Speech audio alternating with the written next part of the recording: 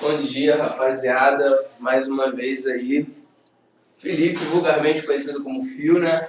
Trazendo questões bastante importantes para a gente continuar se preparando independente de qualquer coisa, certo?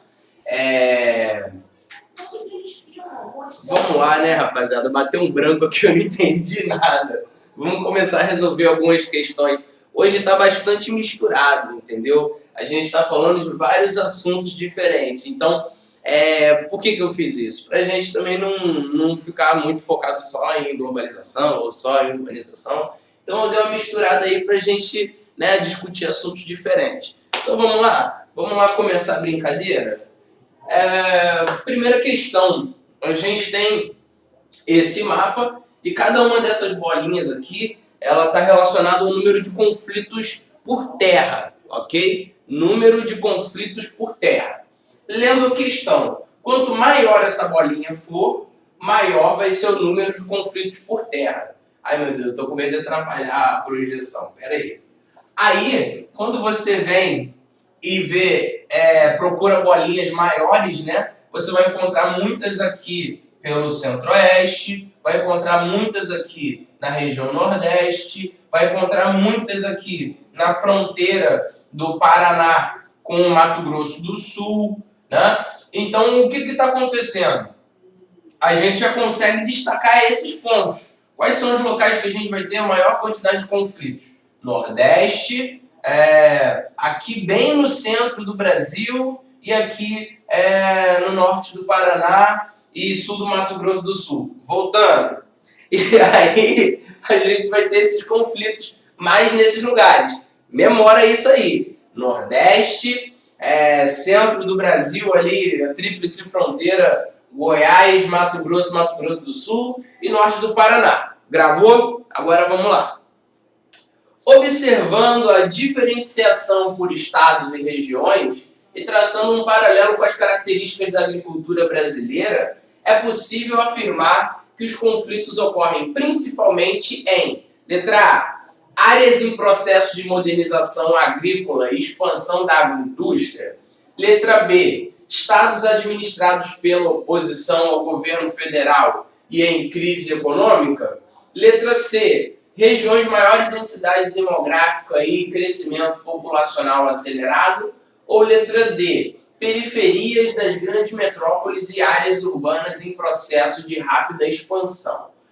Essa questão está pedindo aqui para a gente fazer duas coisas. Traçar um paralelo entre esses locais de problemas, esses locais onde está tendo esses conflitos, e características da agricultura brasileira. Vou voltar lá, ó. Só para lembrar para você, Nordeste, centro do Brasil, norte do Paraná. Áreas de conflito junto com uma característica da agricultura brasileira. Onde que a gente encontra isso? É na letra A. Áreas em processos de modernização agrícola e expansão da agroindústria. Vamos lá. Região Nordeste, onde a gente tem alguns casos. A gente está tendo uma expansão da agroindústria, da agricultura moderna através de projetos de irrigação. Ou seja, estão sendo levada água para o Nordeste através de projetos tanto públicos, como a transposição do Rio São Francisco, quanto privados. Aqui no centro do Brasil é a área de expansão do modelo agroindustrial exportador. Ou seja, a gente vai ter ali milho, soja e principalmente voltados à exportação de uma agricultura bastante mecanizada, de uma agricultura que está bastante voltada para as questões técnicas, né? Aliás, um abraço aí para o meu irmão Isaac, se ele estiver assistindo, ele está lá no Mato Grosso agora, ele é agrônomo, graças a Deus, pela Rural, casa ruralina lá em casa. E aqui vai ser na sua casa também. E aqui a gente também tem... Não, o UERJ, né? Então vai ser a sua casa, vai ser uma casa mediana. Eu passei pelo UERJ também, né? E aí aqui embaixo a gente também tem uma área de modernização da agricultura que, tá ali se expandindo desde os anos 70. Então, essas áreas de modernização da agricultura vão ser áreas onde a gente vai ter os conflitos de terra, principalmente pelos processos de expulsão camponesa que nós vamos ter nessas áreas. Por exemplo, aqui nessa área da fronteira ali do limite ali entre Mato Grosso do Sul e o Paraná, nós tivemos um fluxo aí nos anos 70 de grandes desposses, né? Pessoas perderam suas casas por vários motivos. O principal motivo, casas não, fazendas. Os caras perderam as fazendas por vários motivos. O principal motivo de perder as fazendas foi exatamente a pressão da especulação fundiária nessas áreas. Os caras chegavam com R$1 milhão na sua fazenda, meu amigo. Os caras chegavam com posses de grilagem na tua fazenda, meu amigo. Então você acabava perdendo. Fora que ainda vai ser uma área onde a gente, pelo menos aqui, a gente vai ter grandíssimos projetos,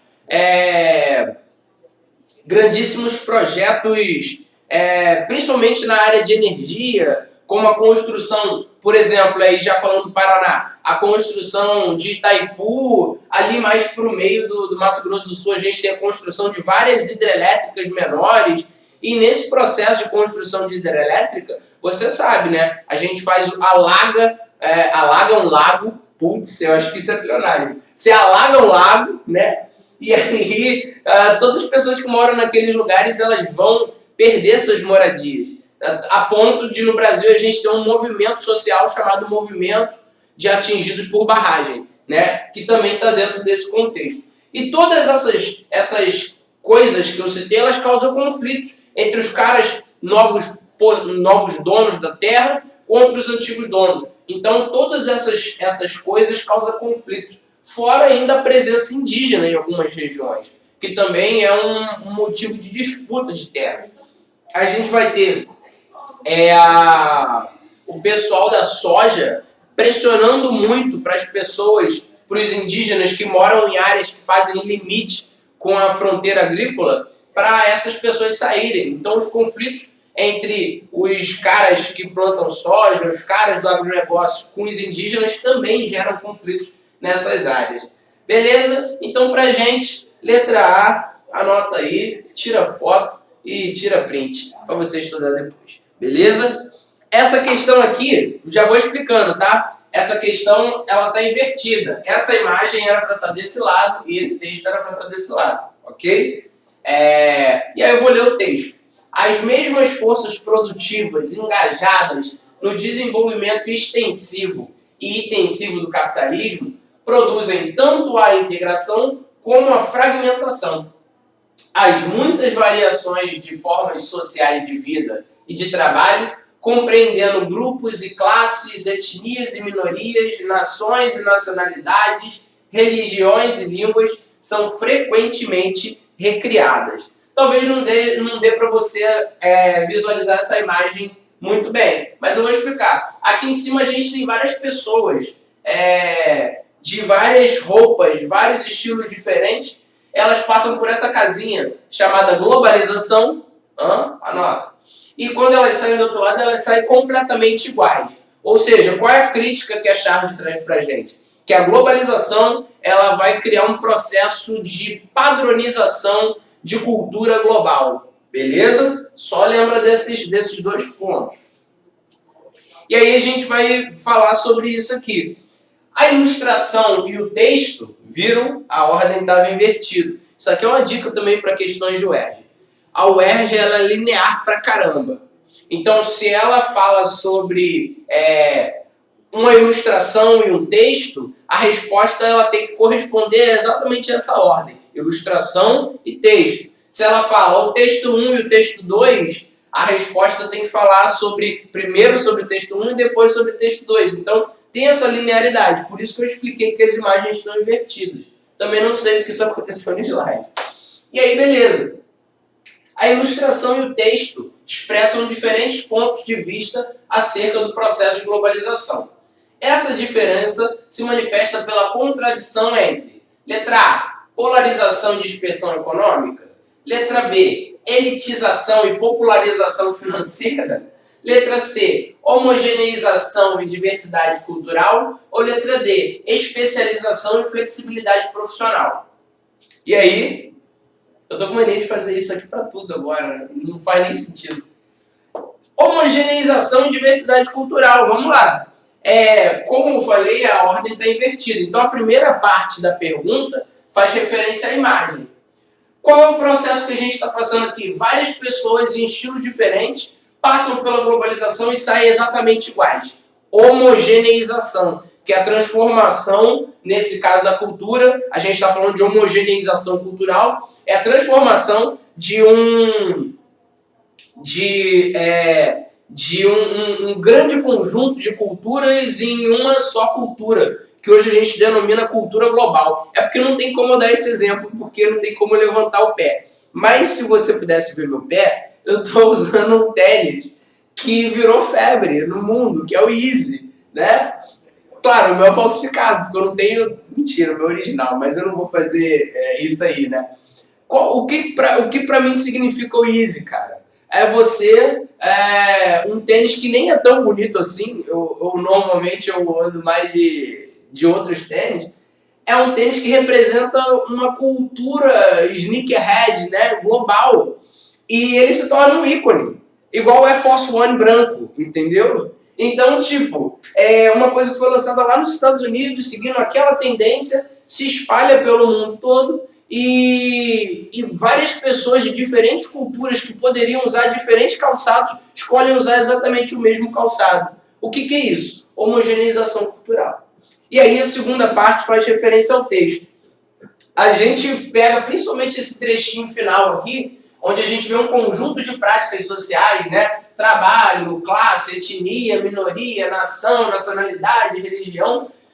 O Ottaviani, que é o historiador, se eu não estou enganado, ele vai falar que tudo isso, através do processo da globalização, ele vai ser recriado. Ou seja, vai ser transformado em uma outra coisa. Então, é exatamente o que a gente está falando. De um lado, a globalização ela permite que a gente tenha uma mistura, ou melhor, de um lado ela permite que a gente tenha uma homogeneização das culturas através da união de pessoas, e aí dentro do aspecto capitalista, da união das culturas das pessoas através do consumo, mas do outro lado ela permite que a gente tenha uma diversidade cultural absurda, que culturas diferentes cheguem em lugares diferentes e causem impacto na vida das pessoas de forma diferente. Uma parada que eu acho muito maneira sobre isso é, por exemplo, o K-pop, tá ligado? Porque K-pop é uma parada que é lá da Coreia. Aliás, se alguém estiver assistindo isso e gosta de K-pop, me desculpa, porque eu não sei muito sobre essa cultura. Mas é uma parada que surge lá na Coreia e eu vejo hoje um monte de gente aqui pela Baixada Fluminense, andando com camisa do BTS, curtindo paradas do tipo. Eu acho isso maneiro de verdade. Isso é um traço da globalização, é essa diversificação cultural. Então, hoje a gente pode ter um cara aqui na Baixada ouvindo Gazette, e aí você procura essa referência aí, você que gosta de K-pop, você vai gostar disso. Um indígena ouvindo rock e várias coisas do tipo. Então, a globalização ela permite esse fluxo também de uma diversificação cultural muito grande. Beleza? Então, a nossa resposta vai ser letra C, homogeneização e diversidade cultural. Beleza? Viciado em fazer o vizinho da Vitória, também não sei do que. Agora vamos lá. Texto do meu padrinho, Carlos Walter. Cada um de cada lugar do mundo tem de assinalar em seu endereço eletrônico o país onde mora e de onde fala. BR, AL, AR, MX, etc. Aquele que fala a partir dos Estados Unidos não precisa pôr o S no seu endereço. E, assim, é como se falasse de lugar nenhum, tornando familiar que cada qual se veja sempre de um lugar determinado, enquanto haveria aqueles que falam como se fossem do mundo, e não de nenhuma parte específica. Esse texto é absurdo. É colonialidade do saber, né, cara? Isso é uma linha muito maneira para quem gosta de ciências humanas, procura isso aí. Pensamento descolonial, caras como Boaventura de Souza Santos. Quem gosta de ler, procura isso aí que é doideira. Então, a gente está falando exatamente sobre esse processo de reconhecimento dos Estados Unidos como uma entidade acima das outras nações. Beleza? Guarda essa ideia, né? O cara que mora nos Estados Unidos ele não precisa assinar de onde ele é. Ou seja, ele se autoafirma, né? E aí, pô, tem várias coisas que a gente pode discutir sobre isso, mas vai acabar não dando tempo, né? Até o próprio ponto da gente ter uma maior evolução da internet nos Estados Unidos, e aí justificar tudo isso, né? Mas aí é outro papo. O cara que fala dos Estados Unidos, ele não precisa colocar o S no site, porque pelo menos quando eu leio esse texto, me passa o sentimento de que é como se o próprio os Estados Unidos fossem donos de todo esse processo. Então eles não precisam se identificar, porque eles são o processo em si. Uau, essa questão aqui é muito doideira. Enfim, mas é maravilhosa. E aí o texto acima ele contém uma reflexão acerca de um aspecto importante das redes mundiais de produção e circulação do conhecimento. Segundo o autor, essas redes são marcadas pelo conceito de A. Pluralismo. Graças a Deus, dessa vez eu não errei a palavra. B. Autoritarismo. C. Nacionalismo. Ou D. Etnocentrismo. Nesse caso, a gente está falando de etnocentrismo.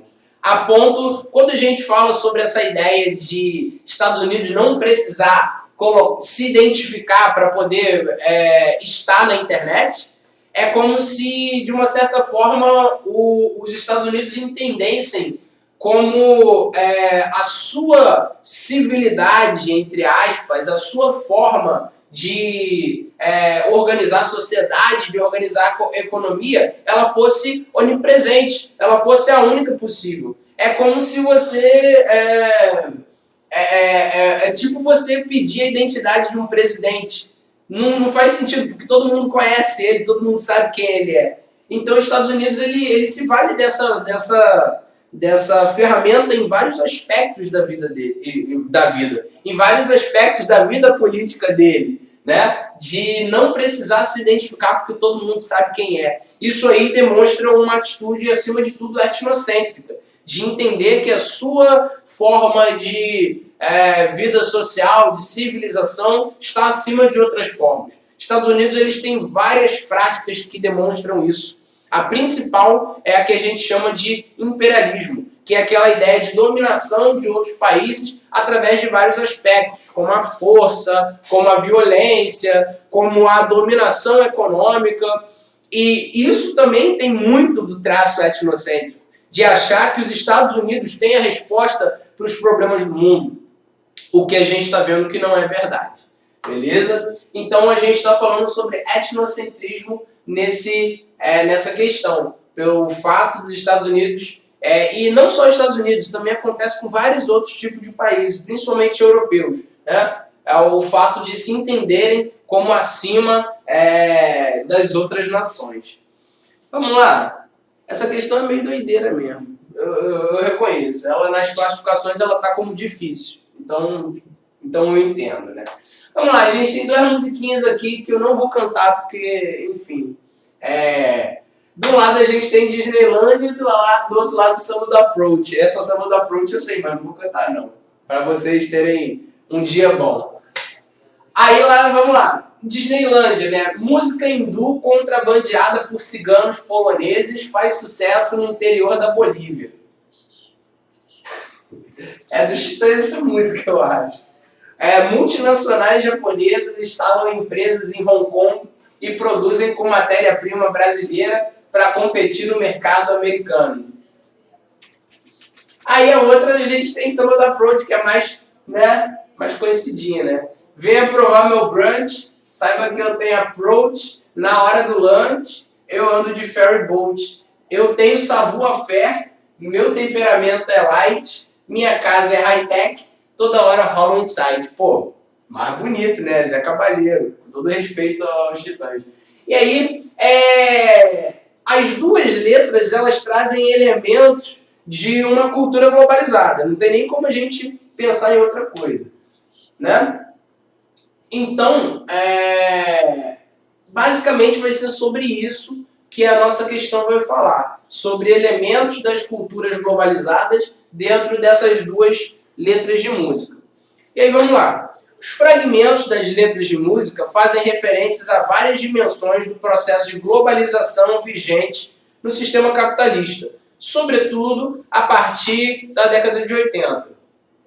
Uma característica econômica e uma tendência desse processo são, respectivamente, aí vamos lá, primeiro característica, depois tendência do processo, beleza? Aquele papo da linearidade da UERJ nas ciências humanas. Sempre a primeira parte da pergunta tem que estar linkada à primeira parte, ou melhor, a primeira parte da pergunta sempre tem que estar linkada com a primeira parte da resposta, beleza? Sempre sigam essa ordem para facilitar. Por quê? Porque às vezes nas opções aparece uma opção que tem a resposta certa invertida. E aí você marca ela, você erra. Porque a UERJ segue essa construção linear nas suas questões. Então, beleza. Uma característica econômica e uma tendência do processo de globalização, respectivamente, são estatização das empresas e homogeneização do consumo. Caraca, falei rápido. Homogeneização. B. Redução da intervenção estatal. Padronização de culturas. C. Internacionalização dos processos de produção e a consequência, a tendência é a diminuição da exclusão social. Letra D. Segmentação dos investimentos internacionais e diversificação dos modelos educacionais. Nossa resposta vai ser letra B. Uma redução da intervenção do Estado e uma padronização de culturas. Vamos lá na letra da música de novo, só para você se ligar? Quando a gente está falando nessa parte da Disneylândia sobre todo esse processo, principalmente a parte da música hindu contrabandeada por ciganos poloneses, faz sucesso no interior da Bolívia. Cara, essa música rodou o mundo, né, mano? Saiu lá da Índia, foi pra Polônia, lá pros ciganos lá do Peaky Blinders, e aí foi pro interior da Bolívia. Pô, isso aí é um processo, assim, de completa caminho que essa música vai fazer, e isso segue para várias outras coisas, tanto cultura como produtos. Olha aí o que está acontecendo, por exemplo, com o lançamento de vários celulares que são produzidos na China. Está tudo atrasado. Por quê? Por causa da questão do coronavírus. Então as coisas elas circulam com uma maior facilidade. Esse Samba do Approach ele é maravilhoso, porque na construção lírica dele, a gente vai ter o uso de várias palavras de origem estrangeira, e não só inglesa, mas a gente tem, por exemplo, savoir-faire, que é francês. Então, é como se fosse uma mistura de várias culturas diferentes dentro de um mesmo aspecto de letra. E aí a gente vai ter exatamente isso. Uma ideia de que, por um lado, a gente está misturando essas letras, a gente está misturando essas culturas, por outro, a gente vai ter uma padronização, porque sempre vai existir uma cultura que vai se sobrepor às outras. No caso do Samba do Approach, é a cultura internacional se sobrepondo sobre a cultura brasileira. E aí a característica é a redução da intervenção estatal. Acaba que nessa questão, e aí uma crítica minha à questão, a parte da característica ela acaba não fazendo muita referência ao texto da questão. Então, às vezes eu sinto que nessa questão, o texto da questão ele foi subaproveitado, ele poderia ser melhor aproveitado. Né? A redução da intervenção estatal que a gente fala, nesse caso, a redução da intervenção estatal que a gente está falando nesse caso, ela é uma característica, talvez a maior característica do processo de globalização. Quando a gente vai pensar sobre...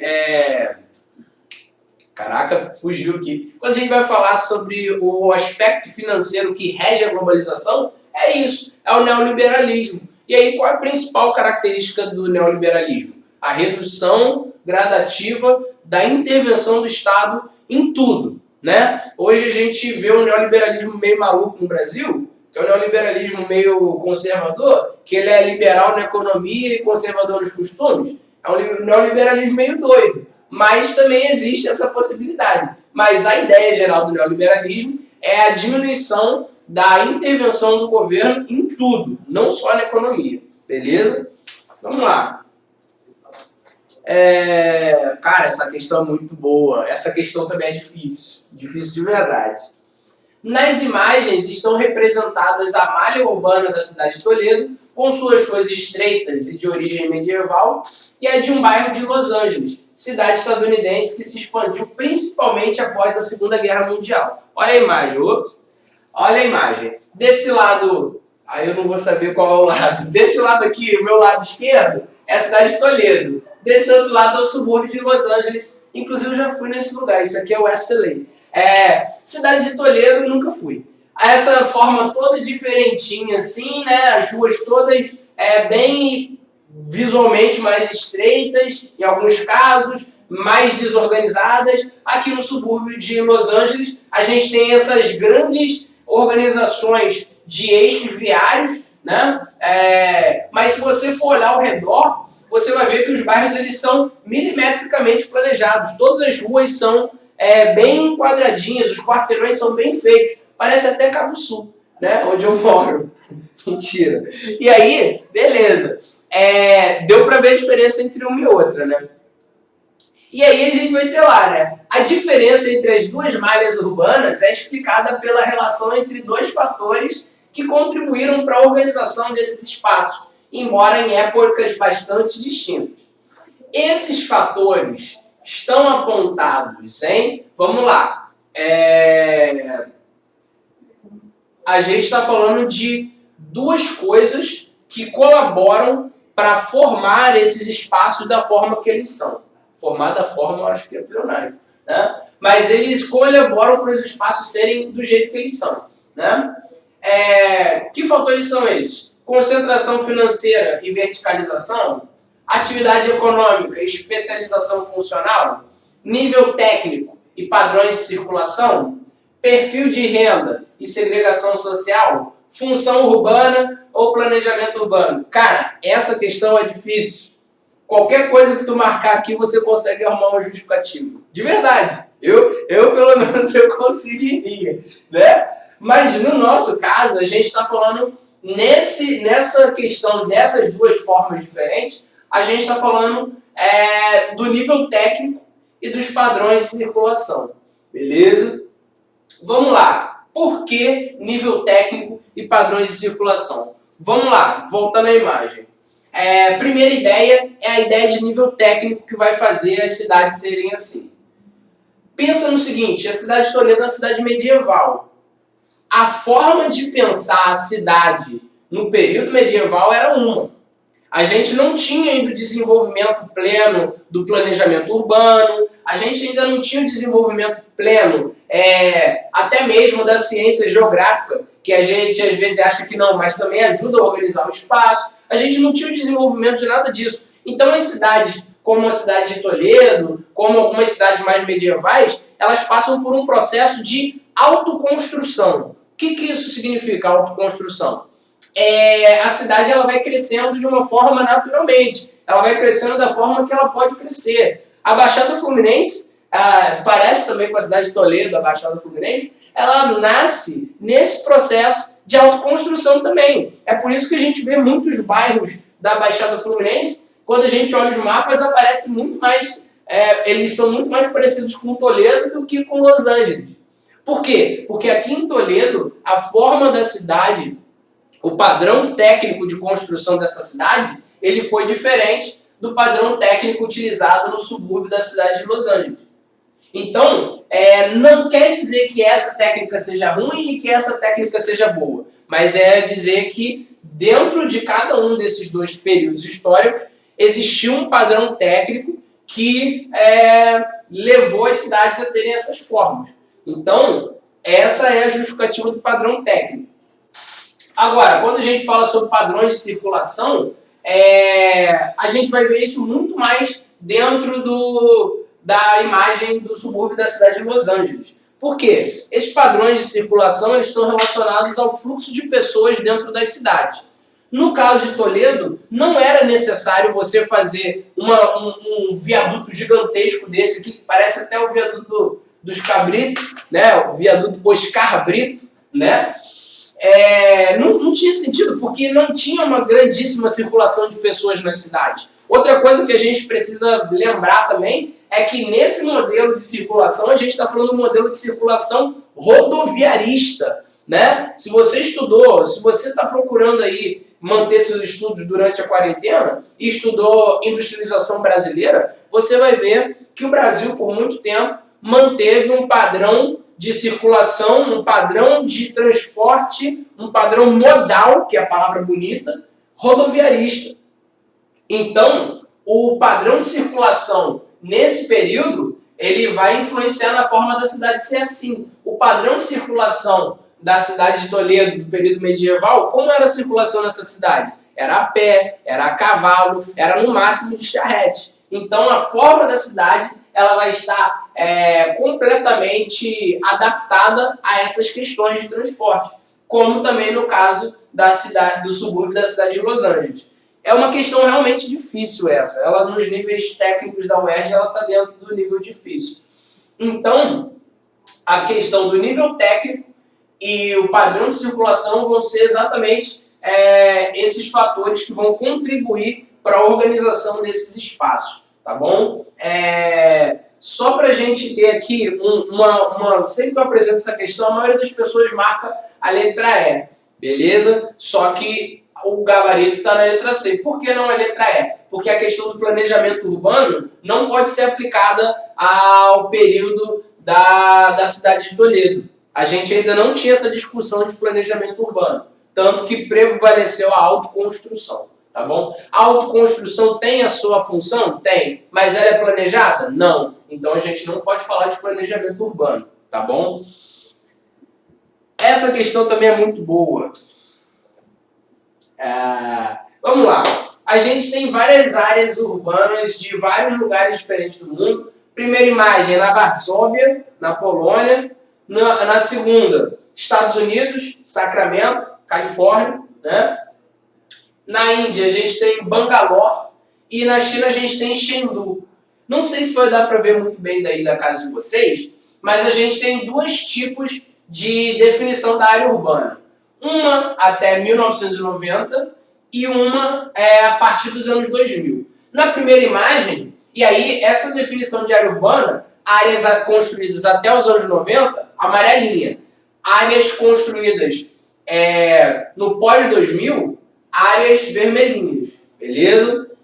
Elas vão aparecer um pouco mais escuras na imagem.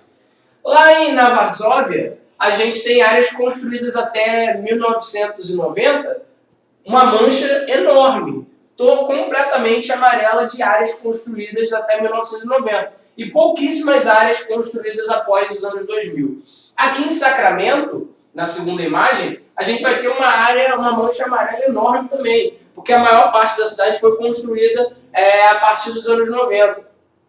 E aí a gente vai ver uma tendência diferente da imagem da Varsóvia. Algumas manchas pequenas avermelhadas nas pontas da cidade, tá bom? Aqui a gente também é a cidade de Bangalore, quase que eu falo Bangalore, né? A mancha amarela bem centrada e algumas pequenas manchas em outras áreas das pontas. Agora, Chengdu é diferente. Chengdu a gente tem bastante áreas amarelas, só que se você for ver, ao entorno dessa área amarela, nós temos uma mancha vermelha de área urbana construída no pós-2000. Beleza? Agora vamos lá na questão para você entender sobre o que a gente está falando. No período de 1990 a 2000, o processo de periferização ocorreu de forma mais intensa na área metropolitana de A. Varsóvia, B. Chengdu, C. Bangalore, D. Sacramento. Vamos lá nas imagens de novo. As áreas vermelhas são pós-2000. Analisando as imagens, a gente consegue ver que as áreas no pós-2000 cresceram num processo de periferização numa maior escala na cidade de Chengdu. A gente tem o centro amarelinho aqui e ao entorno do centro nós temos toda uma área vermelha que cresceu no período pós-2000. Então a nossa A nossa resposta para essa pergunta vai ser Chengdu, letra B. Mas aí, só para a gente encerrar sobre essa questão, o que é o processo de periferização?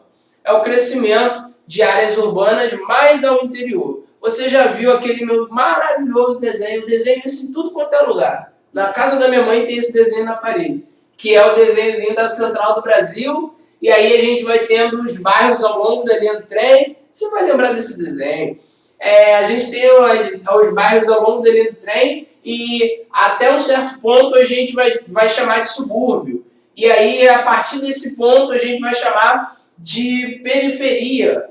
E onde que começa essa periferia? Nas áreas mais extremas das áreas urbanas das cidades. Então, o processo de periferização é isso, é essa ampliação do crescimento das cidades para áreas mais ao interior de seus territórios.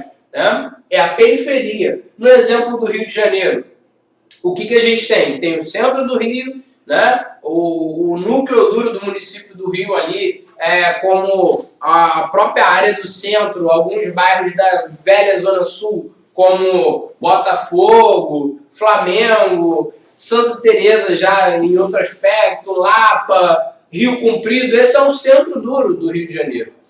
E aí, a partir eu gosto de marcar bem a linha do trem como isso. A partir da linha do trem, quanto mais você se afasta do centro, mais você caminha para o subúrbio. E a gente vai ver em bairros mais suburbanos. Né? Melhor exemplo de tudo isso é Madureira. Os bairros de Engenho também são bairros suburbanos. E aí, quando a gente chega, faz aquela suave curva no trem, ali depois de Deodoro, a gente já entra na periferia da metrópole, que são os bairros da Baixada Fluminense. Né? Eu sei que isso que eu vou falar aqui não é Baixada, mas já está muito mais ligado à Baixada do que à centralidade do Rio de Janeiro. A gente começa com o Ricardo de Albuquerque, depois a gente vai ter Olinda, que já é Baixada propriamente dita, Nilópolis, Edson Passo, Mesquita, blá, blá, blá, blá, blá, Queimados, e aí a gente está já dentro do contexto da periferia urbana do Rio de Janeiro. Essas áreas que foram ocupadas mais ao interior do território. Então, periferização é exatamente isso. É essa ocupação dessas áreas mais interioranas. Beleza? Oh, meu Deus do céu. Tá bom. Essa imagem aqui é uma imagem doideira. Ela representa pra gente as rotas de aviões, né, em todo o mundo. E aí se você vai ver um borrãozão, né? Mas é exatamente isso que você está vendo.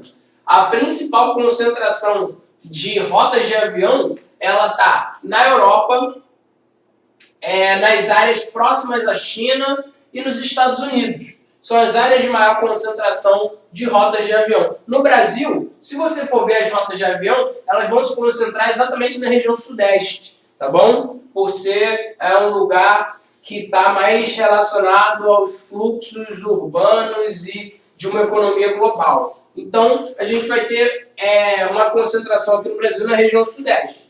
A África ela vai acabar sendo mais um lugar de passagem do que de concentração. Isso mostra pra gente, entre muitas coisas, questão do desenvolvimento econômico dessas áreas. E aí, beleza.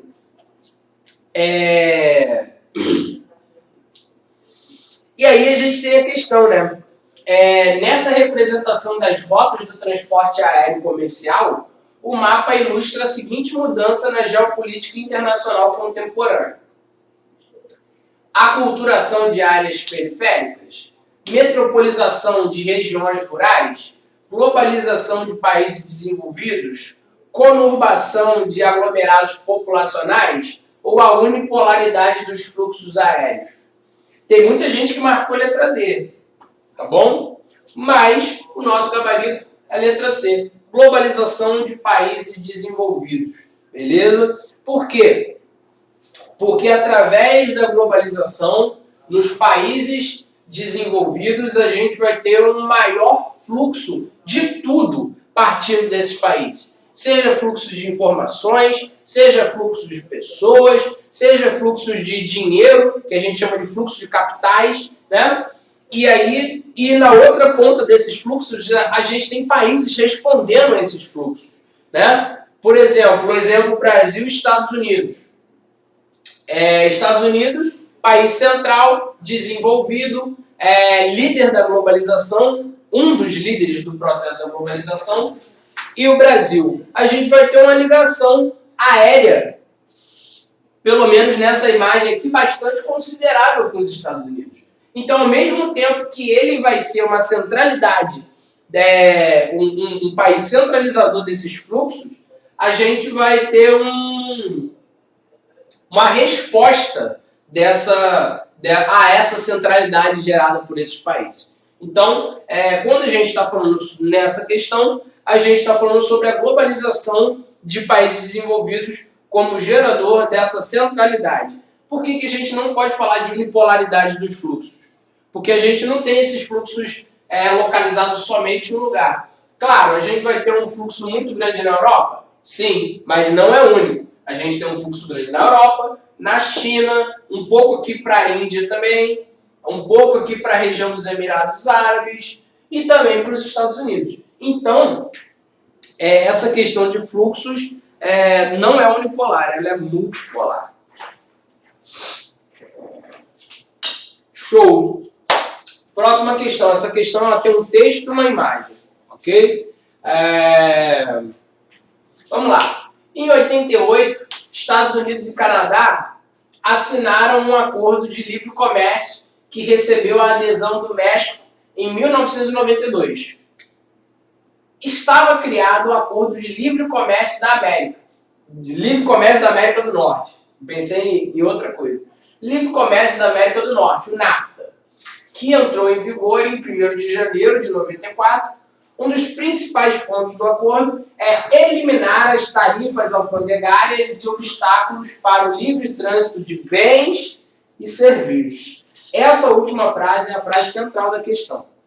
Principais pontos do acordo é eliminar as tarifas alfandegárias e obstáculos para o livre trânsito de bens e serviços. Tá bom? Só explicando, tarifas alfandegárias são aqueles impostos que são pagos para a entrada ou saída de produtos num país. Então, você eliminar essas tarifas, você torna o fluxo de produtos mais fácil.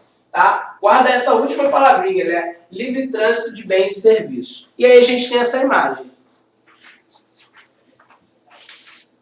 que é mais ou menos uma representação sobre a sede e sobre a falta de acesso. De um lado, a gente tem essa barreira aqui representando a fronteira. De um lado, a gente tem o que mata a nossa sede. Do outro, a gente tem a sede, representado pelos povos que não têm acesso a essas benesses geradas pelo capitalismo nos países centrais. Então, do lado da fronteira tu tem a sede, do outro do lado da fronteira você tem o que mata a sede, do outro você tem a sede. De um lado da fronteira você tem o emprego, do outro você tem o desemprego. De um lado da fronteira você tem todas as condições de vida favoráveis, do outro você tem uma vida difícil. E aí a gente vai para a questão. A criação desse bloco, o NAFTA no caso, e a charge do caricaturista Platur, compõe um quadro que aponta para uma das contradições socioeconômicas mais marcantes da globalização. Esses elementos contraditórios são: letra A, o poder das empresas globais e a desorganização da sociedade civil. Lembrando, essa questão é montada em cima de uma contradição. Ou seja, a primeira parte da pergunta tem que contradizer a segunda e vice-versa. Poder das empresas globais e a desorganização da sociedade civil, o incentivo à integração econômica e a fragmentação política pelo nacionalismo, a facilidade para a circulação de riquezas e a restrição de circulação de pessoas, a democracia nos países desenvolvidos e o autoritarismo nas nações subdesenvolvidas, o crescimento das trocas comerciais e a facilidade de circulação de pessoas nos países desenvolvidos. Vamos lá. Quais dessas questões mostram contradições? Letra A mostra contradição, só que é uma contradição que tem algumas falhas. Letra B mostra uma contradição, Letra C mostra contradição. Letra D mostra uma contradição muito grande e até faz algum sentido. Letra E não mostra uma contradição. Então, letra E, descartar. Vamos lá. E aí, todas essas mostram contradições. Mas a contradição gerada por esse processo da globalização é a ideia que está descrita na letra C. A facilidade para a circulação de riquezas e a restrição da circulação de pessoas. Olha lá no texto. A frase principal que a gente destaca é o livre trânsito de bens e serviços, ou seja, riquezas. O NAFTA, ele permite que o dinheiro circule maneirinho ali entre o México e os Estados Unidos.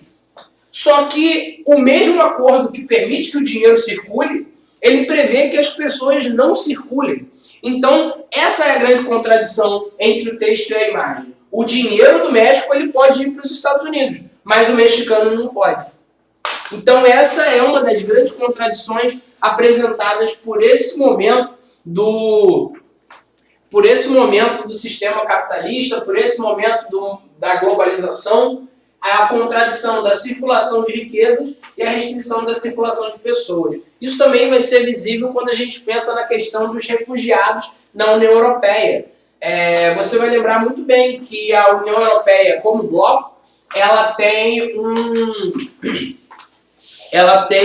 um processo de livre circulação entre as pessoas que moram nos países participantes do bloco, né? Então,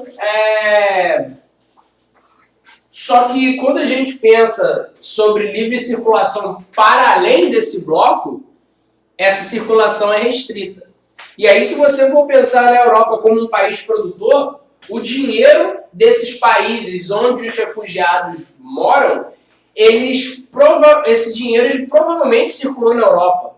Porque a circulação de riqueza, a circulação de produtos vai fazer o dinheiro de vários lugares do mundo circular na Europa. Só que aí no momento que eles precisam de ajuda, no momento que eles precisam ser resgatados da guerra, porque eles não estão fugindo porque não gostam de morar na Líbia ou na Síria. Eles estão fugindo porque ou eles fogem ou eles morrem.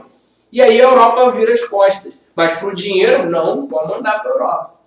Então essa grande contradição entre falar que agora o mundo é um mundo sem fronteiras, igual a operadora do telefone lá, que eu estou tendo problema que eu não vou falar o nome, né? Mas aí é o mundo sem fronteiras, é o dinheiro circulando pelo lugar todo. E aí quando a gente vê uma crise dessa, não, fica paradinha na fronteira, porque daqui para cá você não passa. Essa é a grande contradição do momento global. Eu acho que eu me empolguei falando dessa questão. E aí, beleza. Fazer mais essa questão a gente encerra. Beleza? Show. Um dos traços marcantes do atual período histórico pois, o papel verdadeiramente despótico da informação. Começa a me emocionar porque é Milton Santos, né, cara? Quantas vezes eu já li isso?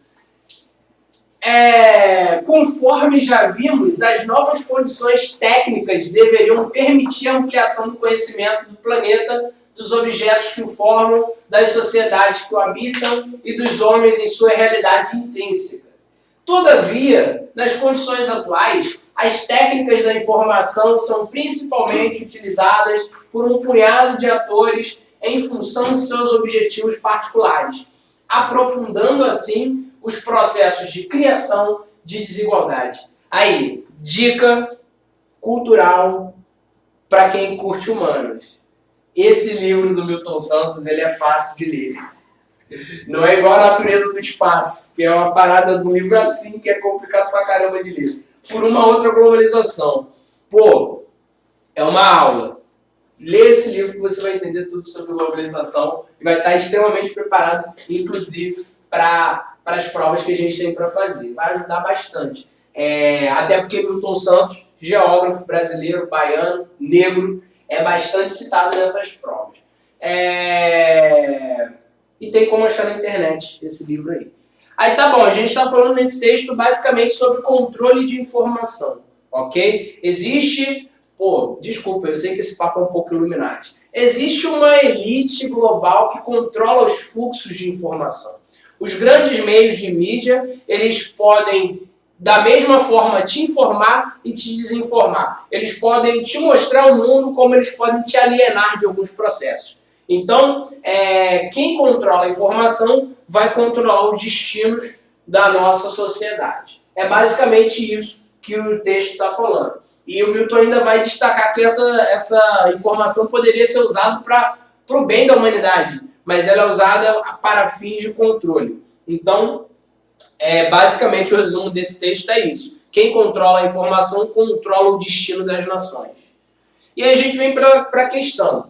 As redes informacionais criadas pela globalização são criticadas pelo autor por elas agirem no sentido de reforçar interesses políticos contrapondo objetivos econômicos, ampliar a acumulação capitalista difundindo a ideologia dominante, romper com a barreira espaço-tempo, ou desarticulando a estrutura de governo, favorecer os interesses da grande mídia, criando contradições entre as elites econômicas, favorecer as classes mais abastadas, sem criar disparidades entre elites e classes inferiores.